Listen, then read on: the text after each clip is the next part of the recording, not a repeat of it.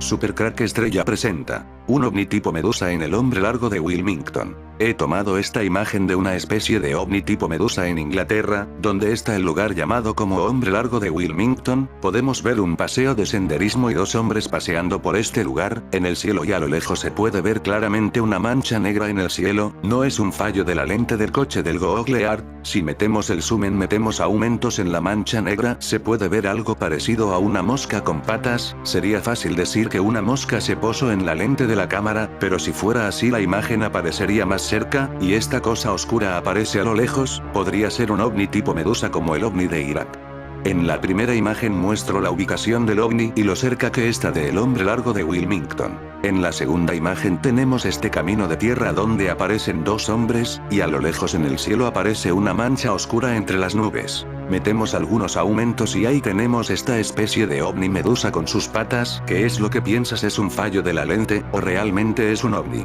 Lo más curioso es el lugar donde está el Hombre Largo de Wilmington. En otras tomas ya no aparece este ovni, solo lo podemos ver en la que muestro. El Hombre Largo de Wilmington parece con un hombre entrado por una puerta dimensional, algo que también encontramos en los Estados Unidos. Hay quienes afirman que diversas experiencias paranormales se presentan tanto en las colinas con geoglifos como en los monumentos megalíticos.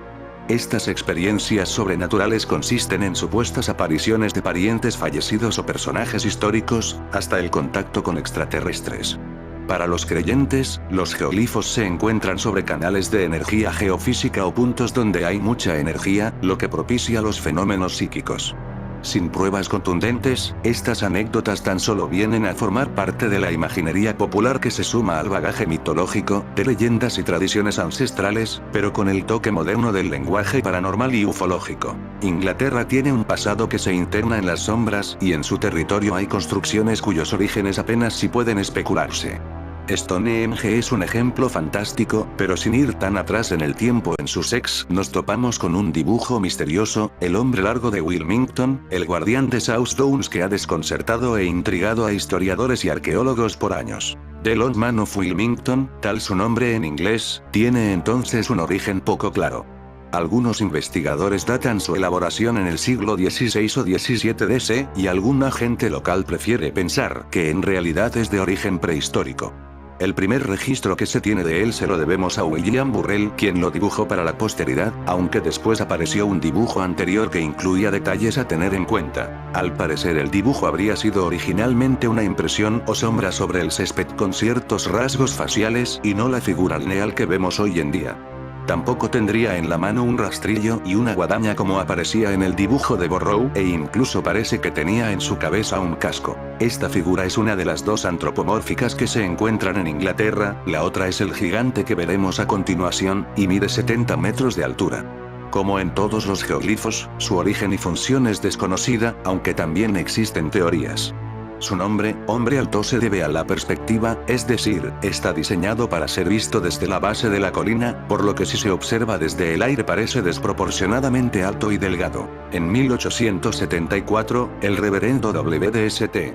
Croix delimitó la figura con baldosas amarillas, sí, como en El Mago de Oz, y debido a esta restauración se modificó la figura, distorsionó la posición de los pies y eliminó los genitales superpuestos, como los que conserva el gigante de Abas.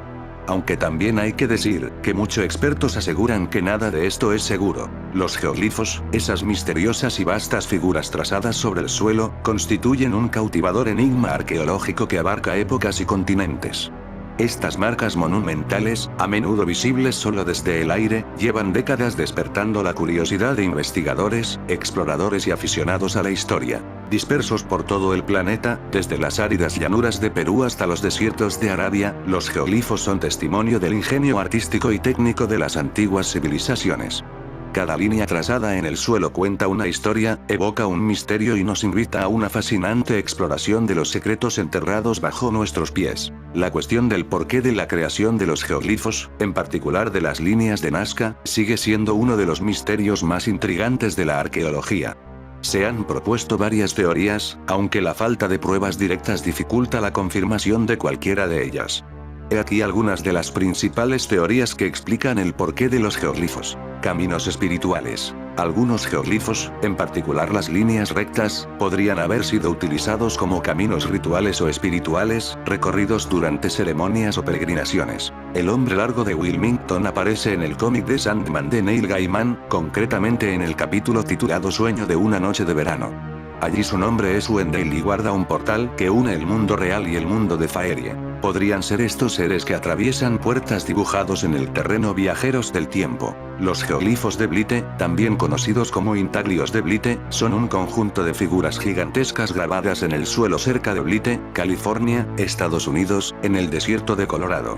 Estos geoglifos fueron creados por humanos por un motivo aún desconocido. Los camafeos se encuentran al este de las montañas Big Maria, a unos 24 kilómetros al norte del centro de Blite, justo al oeste de la carretera US 95, cerca del río Colorado. Los camafeos de Blite son los más conocidos de los más de 200 que hay en el desierto de Colorado. Los camafeos de Blite contienen 3 figuras humanas, 2 animales cuadrúpedos y una espiral. Si bien Arner, 1953, reportó 2 espirales. La figura humana más grande del conjunto de camafeos de Blite mide 52 metros, 171 pies, de largo. Los camafeos se aprecian mejor desde el aire. En 1953 se produjo algo de lo que hablaremos más adelante pues es de mucho interés. Los geoglifos se encuentran en todo el mundo, y sus métodos de construcción varían desde montículos de tierra y pilas de piedra hasta la remoción de plantas o tierra superficial. Los intaglios del desierto más famosos son las líneas de Nazca en Perú. Los geoglifos de Blite, también conocidos como intaglios, geoglifos antropomórficos, se crearon raspando capas de rocas o guijarros oscuros para revelar un estrato de tierra más clara. Las rocas desplazadas delinearon las figuras y la tierra expuesta se compactó, lo que dificulta el crecimiento de plantas en las líneas. Los intaglios se ubican en terrazas planas en la llanura aluvial del río Colorado. En 1932, George Palmer, un piloto que volaba entre Las Vegas, Nevada y Blite, California, observó los geoglifos de Blite. Su hallazgo motivó un estudio de la zona ese mismo año a cargo de Arthur Woodward, conservador de historia y antropología del Museo de Historia Natural del Condado de Los Ángeles. Posteriormente, Malcolm J. Rogers estudió y dibujó los intaglios de Blite en 1939. Tras la publicación de un artículo de National Geographic sobre los intaglios de Blite en 1952, el sitio comenzó a recibir más visitas, lo que provocó la destrucción parcial de los intaglios. El origen de estas formas antiguas está rodeado de misterio, y los científicos continúan intentando datarlas a medida que desarrollan nuevas tecnologías de datación por radiocarbono. Aunque los pueblos originarios de la zona conocían estos lugares sagrados desde hacía generaciones, las formas permanecieron ocultas para los europeos. Permanecieron ocultas hasta la década de 1930, cuando un piloto las avistó desde el aire. Hay quienes afirman que diversas experiencias paranormales se presentan tanto en las colinas con geoglifos como en los monumentos megalíticos. Estas experiencias sobrenaturales consisten en supuestas apariciones de parientes fallecidos o personajes históricos, hasta el contacto con extraterrestres. Para los creyentes, los geoglifos se encuentran sobre canales de energía geofísica o puntos donde hay mucha energía, lo que propicia los fenómenos psíquicos. Sin pruebas contundentes, estas anécdotas tan solo vienen a formar parte de la imaginería popular que se suma al bagaje mitológico, de leyendas y tradiciones ancestrales, pero con el toque moderno del lenguaje paranormal y ufológico. Podrían ser esto dibujos representación de viajeros del tiempo pasando a través de una puerta. Estas experiencias sobrenaturales consisten en supuestas apariciones de parientes fallecidos o personajes históricos, hasta el contacto con extraterrestres. Christopher Mellon, ex subsecretario adjunto de Defensa en las administraciones Clinton y George W. Bush, ha filtrado una conversación mantenida con un alto funcionario del gobierno de los Estados Unidos, relativa a la recuperación de un presunto UAP en Kingman, Arizona, a principios de los años 50. Se quedarían boquiabiertos si descubrieran lo que sabemos ahora, dice el funcionario. El incidente, referenciado por primera vez en el libro de Frank Scully, Behind the Flying Saucers, habría tenido lugar a unos 12 kilómetros al noroeste del aeropuerto de Kingman el 21 de mayo de 1953. Un objeto ovalado, de aspecto metálico, de 9 metros de ancho y 1,5 de alto, provisto con ojos de buey, fue recuperado por un equipo de 40 científicos junto a varios seres de aspecto humanoide, de 1,20 metros. de altura, que habrían fallecido en el accidente. Preston Dennett, autor de UFOs over Arizona, A True Story of Extraterrestrial Encounters, dice que es uno de los accidentes ovni mejor documentados en los Estados Unidos. De acuerdo a los testigos, Dennett dice que los ocupantes vestían trajes metálicos ajustados y tenían ojos grandes. Sus cuerpos y los restos del objeto, que se habría estrellado a 1200 millas por hora, fueron trasladados a la base aérea del Área 51 en Nevada, a la base de la Fuerza Aérea Wright-Patterson en Ohio. Entre los científicos que ayudaron en la recuperación se encontraba el ingeniero Arthur Stancil. Ahora, la conversación reproducida en la cuenta de Twitter de Mellon, habla de un memorándum vigente altamente clasificado de un secretario de la USAF para mantener la tapadera sobre los UAP. El 19 de mayo de 1953, se llevaron a cabo una serie de pruebas nucleares con el nombre Enclave Upshot-Knotole en Yucca Flat, Nevada. Testigos informaron haber visto un objeto con forma de disco descender rápidamente del cielo y desaparecer en las montañas al sur de Las Vegas. Tan solo 2 días después del avistamiento, el gobierno reunió en secreto a un equipo de científicos para investigar el accidente de un objeto volador no identificado cerca de Kingman, Arizona, una ciudad ubicada aproximadamente a 290 kilómetros al sur del sitio de pruebas nucleares.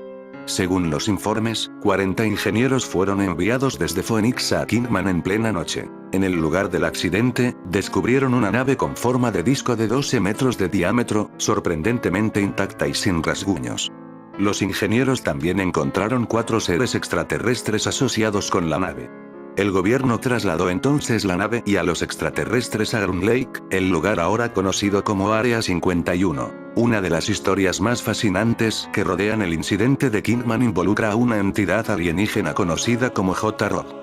Supuestamente, J-Rod sobrevivió al accidente ovni de Kingman y colaboró directamente con el gobierno estadounidense durante años en la ingeniería inversa de tecnología alienígena. El capitán e ingeniero Bill Wouse, expiloto de la Armada que posteriormente trabajó para la Fuerza Aérea de Estados Unidos probando aeronaves experimentales, afirmó no solo haber estudiado el ovni de Kingman, sino también haber tenido contacto directo con J-Rod mientras trabajaba en el Área 51 en la década de 1960. J-Rod fue descrito como un ser altamente inteligente que se comunicaba con humanos y les brindaba asesoramiento científico y de ingeniería.